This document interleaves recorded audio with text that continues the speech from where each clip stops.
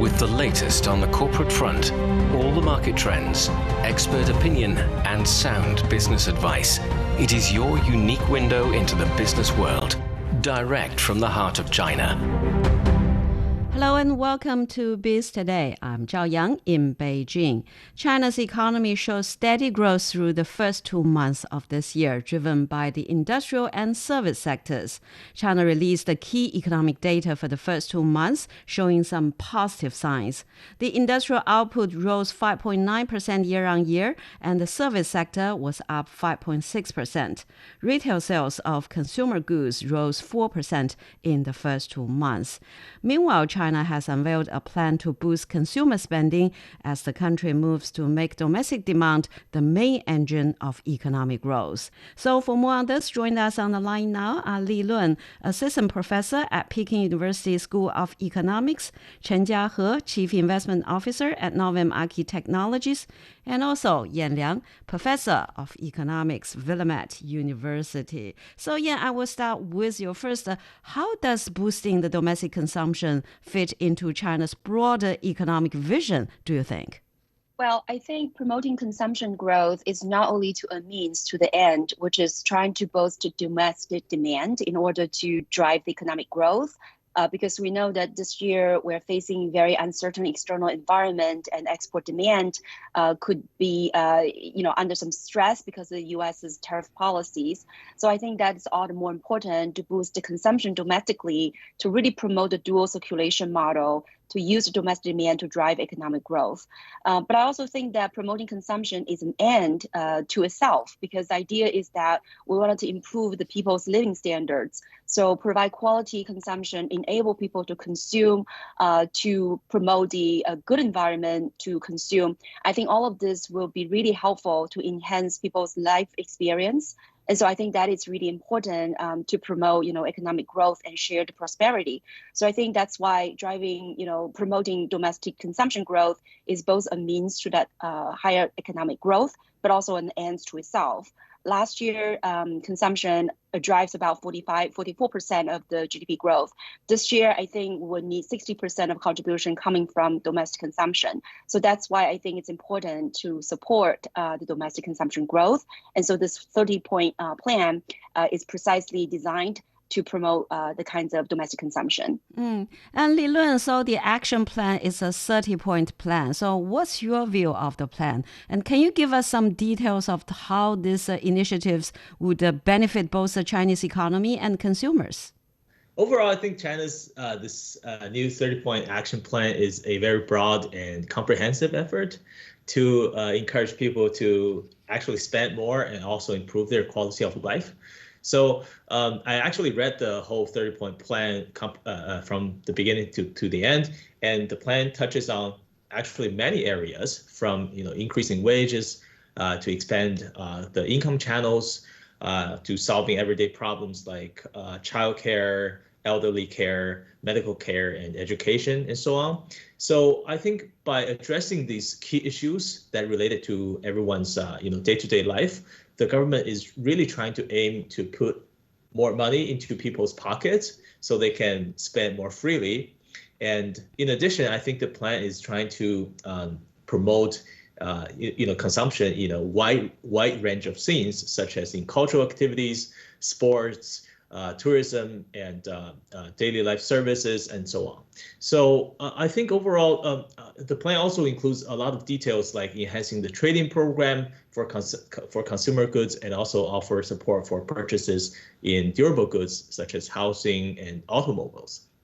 So overall, I think the measures could improve both the quality and environment of the consumption, and also potentially create a virtuous cycle where better living conditions and higher incomes leads to more spending, which then in turn drives further economic growth and even higher income. And Jiahe, so as Li Lun mentioned, it has put increasing income of urban rural residents as the first part, and it emphasized promoting growth of wage income and employment support. So what specific measures do you think will be effective ways in achieving this?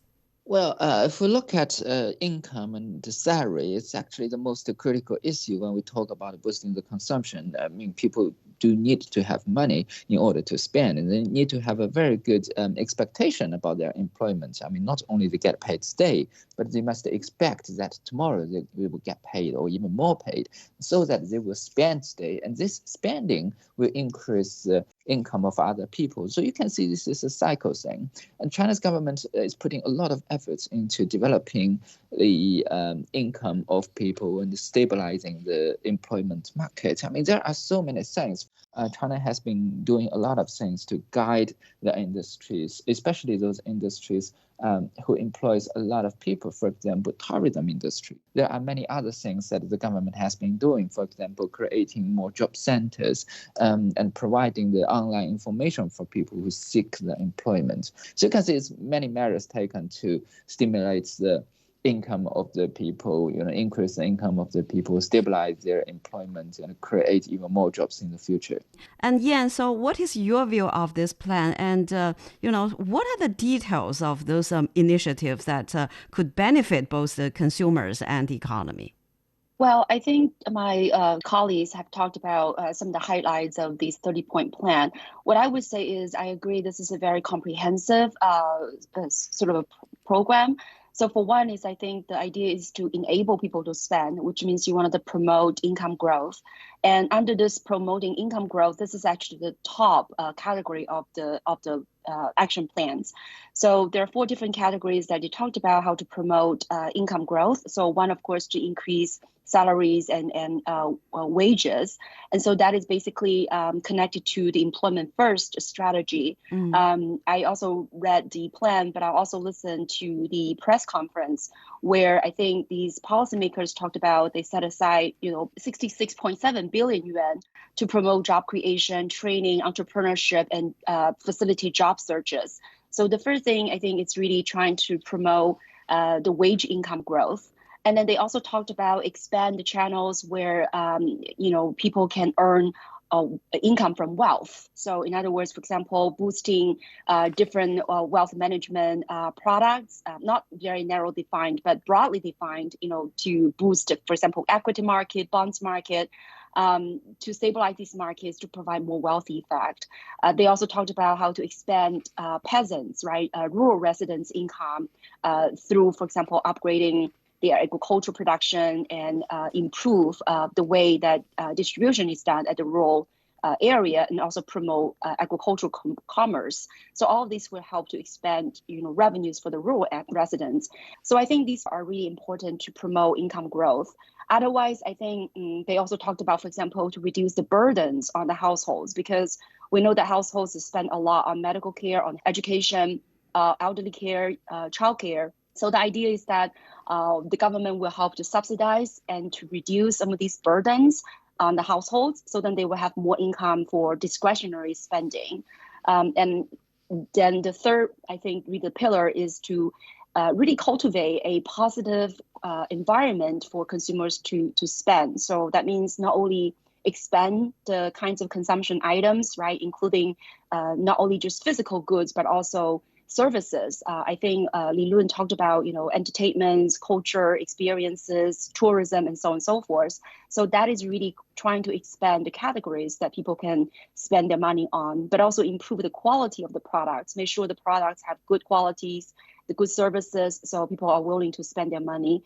And last but not the least is the idea that there's some direct consumption support programs like the trade-in program, not only expand the funding, but also increase the categories that are eligible to this trade-in program. So I think those are the 4 major important, I would say the big categories of action plans, right? By promoting income, by reducing burdens, by expanding consumption categories, and last but not the least, by directly supporting consumption subsidies. So I think those are really the highlights of this plan. And Li Lun, so a childcare allowance system is also on the cards, and also increased support for education, healthcare, and low-income populations. So how do you view all these measures to support or to boost the domestic consumption?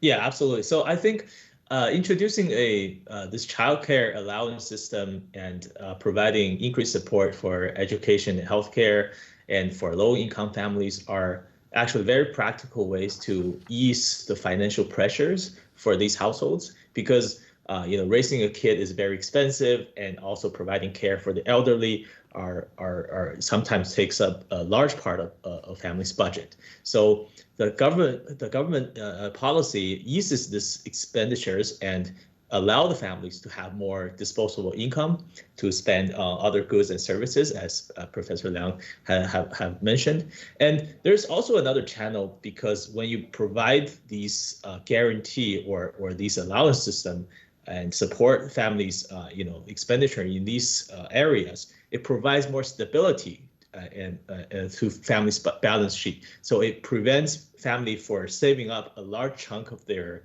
income in the form of the so-called precautionary saving. So families can actually doesn't have to save that much in order, to prepare for something bad. So this is especially important for, the middle-aged households and middle-income households who often, face the dual pressure of having to raise children and also supporting their elderly family members. So with these supports in place, I think people are less likely to, excessively save because of caution, and also can boost consumption in a macroeconomic scape. And Yan, so you mentioned the trade-in program. The government has doubled the subsidies for the consumer goods trade-in program from 150 billion yuan last year to 300 billion yuan this year. So how effective is this program in stimulating the demand for new products? Well, I think if we looked at last year, this program has been very effective. I think it has really boosted car sales. For example, I think the total number was 37 million cars that were purchased under this program.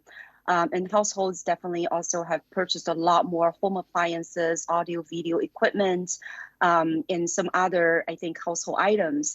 So we're seeing quite healthy retail sales in the specific subsidized products. So I think that really shows that this program has been quite effective. And as you mentioned, there is an expansion of the funding, double the funding for this trading program, but also an increase in the product categories that are eligible to this. So it's not only some of the home appliances, for example, microwave and rice cookers, and things like that are being subsidized, but now also includes, smartphones under certain values, also iPads and some other electronic, like a smartwatch. So in a sense, I think these are really helpful for consumers who wanted to upgrade their, home appliances or their personal electronic items. And so I think that is on the one hand, right, to stimulate this consumption, but on the other hand, it also really, I think, provide more stimulus for the suppliers on the suppliers side, because we know that these products are upgrading really, really quickly. So I think by stimulating, right, the consumption on this will help the industries also to continue to innovate and provide the best products for the households. And so I think this is going to be helpful. But that said, I think a lot of these are going to be implemented at the local government level. So I think that would really tailor their local needs and decide, what products would be the best to support. And so I'm really hoping, right, that this program is able to provide more financing for the local governments to be able to really implement it in an effective way. And it's not only for, physical goods, but I know that some local governments also are providing vouchers for certain services, right? Like, for example, movie tickets that are being subsidized and so on and so forth. So I think this direct subsidies will help to stimulate consumption, right? Because if consumers buy more, businesses will expand, they will be able to create more jobs and hire more workers. And so that could trickle down to another level of income creation and consumption increase. And Li Lun, so as you earlier mentioned, the policymakers also linked consumption to lifestyle improvements. The measures include expanding consumption in culture, sports, and tourism. So what opportunities do you see in these sectors? Yeah, so China has a large range of tourist attractions with natural beauty and also cultural heritage. So these are great opportunities to attract both domestic and international tourism. The plan emphasizes the need to improve actually the quality of the service and also the facility at these tourist spots to make these global visitors feel more welcome. For example, I know that like in Zhangjiajie, which is a popular travel destination for global visitors, the place offers multilingual signs and also better information centers. So these measures can actually cater to visitors from different backgrounds and make them feel more at home. So I think also, like, for example, in ski resorts or scenic areas, you can offer services like, for example, free checked bags for your skiing equipment. Air Swiss does that for ski trips in Switzerland. So I think we can also follow that and provide more helpful service. Also, I think in terms of social media, it plays a very important role these days in terms of for tourism, also for lifestyle consumption, because these things have a conspicuous element to it, because showing off to other people and about their positive experiences are going to spread very widely and quickly, which can help boost tourism, as we have seen in, for example, Harbin, right? So local governments are encouraged to kind of enter this competition where they kind of improve their facilities and offer services to like equipment maintenance, guided tours, or to attract visitors to visit their hometown instead of other people's hometown. And this competition is a healthy dynamic to kind of drive economic growth in these relatively smaller regions and make them take better advantage and use of their natural and cultural resources in a more efficient way. And so, yeah, so how do you think China can leverage its natural and cultural resources to attract both the domestic and international tourists? Yeah, so I think I agree with what Li Lun just mentioned. I think in this specific document, they talk a lot about the entertainment and educational experiences and tourism, and especially the snow ice economy. So we know this has been a great success in bringing tourists to the northeast of China and really utilize, this winter landscape, right, to promote tourism and also some of the related industries like transportation, like, ice sports equipment manufacturing. This is not, just limited to tourism or the service sector, but it can really help to leverage and promote some other related industries growth. So I think that is why it's important. We know that China is still relatively lagged behind in terms of service consumption. In advanced economies, service consumption usually account for the bulk of their consumption. But in China, I think the consumption to GDP ratio is still relatively low. So I think there is great potential to improve the service sector, especially when it comes to tourism. When it comes to the sort of the inbound travel from abroad, I think that's also a very important area, because as China now improve the visa-free policies, right? 38 countries have the visa-free or transit-free visa policies to China. It really helped to streamline the kind of travel experiences for tourists. So I know, yes, a lot of South Asia and Southeast Asia countries, the tourists are coming to China and they come to very specific places. And so I think that is also very helpful to boost the domestic travel with these foreign tourists. Mm-hmm. So in a way, I think it's important overall, not only to increase consumption of physical goods, but really the experiences. I think the past few years have shown that the Chinese people really have very strong appetite, right, for these kinds of experiential services and the kinds of expenditures on these, when it comes to, for example, Neda #2, the box office has already exceeded 1.5 billion yuan. And we also know that the Black Myth Wukong has been also a blockbuster kind of product. So there are just a lot of these kinds of cultural and experiential products that are going to be very welcomed. And will help to boost consumption. And Jiahe, so talking about consumption, with the advancements in technology, in AI, and also with people's shifting mindset, what are the new consumption models do you think are emerging in China? If you look at China's consumption market, I think this is one of the most dynamic markets of the world. That's why when we look at the consumption market in China, you see so many new things keep on emerging every single year. So I mean, if you look at many consumption sectors, you see all these kind of new things coming out. So let me just try to name a few of them. For example, I have been living in quite a lot of hotels because of the business traveling around.